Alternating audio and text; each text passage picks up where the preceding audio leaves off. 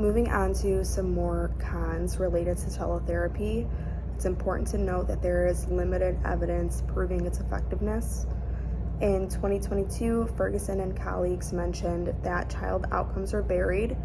Only 54% of studies reported favorable outcomes for all participants. 45% of single subject research focusing on communication interventions demonstrated non-effects for child outcomes. Whether this limitation in outcomes is a result of heterogeneity common to a naturalistic teaching model or due to specific difficulties in translating effective naturalistic teaching practices to a telehealth platform are important questions to ask. The article mentions that research on its efficacy is somewhat limited as well. While the majority of us work within the United States, I thought it was important to note that as of late March of 2022, there have been no studies published by researchers outside of the United States investigating solely a telehealth platform to provide training to parents in naturalistic interventions, also mentioned by Ferguson and colleagues in 2022. While I was researching, many journal articles reported that telehealth was beneficial to individuals diagnosed with autism spectrum disorder. I found that the description of many of these participants described a higher skill repertoire. So what about those clients with a lower skill repertoire who need additional prompting throughout most tasks? For these clients, a caregiver would be needed on the other end to help assist them through a session as well. So while teletherapy can be argued to be more flexible for scheduling purposes, it must be noted that for some clients, a caregiver's schedule needs to be worked around as well.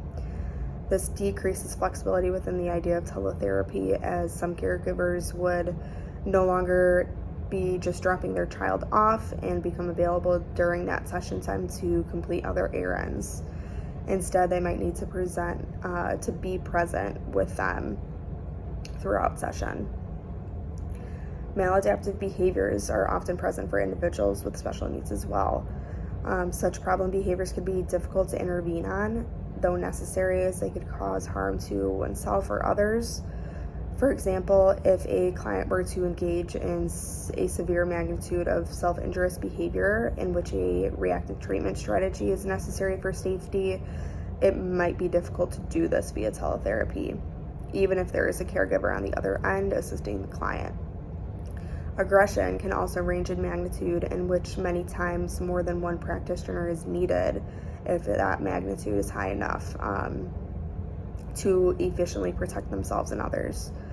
Demands placed can often evoke maladaptive behaviors as clients continue to learn, as it's natural to become frustrated at some points. It is also important to note that while a caregiver may be assisting their child on the other end of the screen, they most likely did not undergo the 40-hour behavior technician training. While it's the job of the BCBA to help train and guide caregivers in managing problem behaviors and enhancing the client's skill repertoire, difficult situations often yield an in-the-moment response that may not align with the protocols that were gone over. Teletherapy also leads to a deficiency in the sense of community. For families who have a member or members diagnosed with autism spectrum disorder, it's crucial to build relationships with others who can relate and help support them. Going to an in-person setting helps caregivers to build those bonds with other families. It also enhances social opportunities for the clients as they learn with and from their peers. Moving on to the last point, teletherapy may not even be an option for some families if their insurance doesn't cover it. As stated by Therapy Brands in 2022, teletherapy is covered by Medicaid in 48 states. While this does account for the majority of states, it's important to know that Medicaid was specifically mentioned, in which not all families might have that insurance.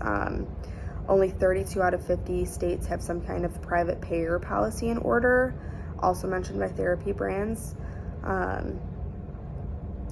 The source also states that covered services are defined by state law, and even when a private plan covers telehealth, coverage may be limited. There are also variations in reimbursement. Only 23 states with stricter telehealth parity laws have to cover telehealth services at rates equivalent to in-person visits. So that is less than half of the states. So it might be more of an out-of-pocket expense for families. So before one should consider teletherapy, it's important to look into how their insurer handles covering it.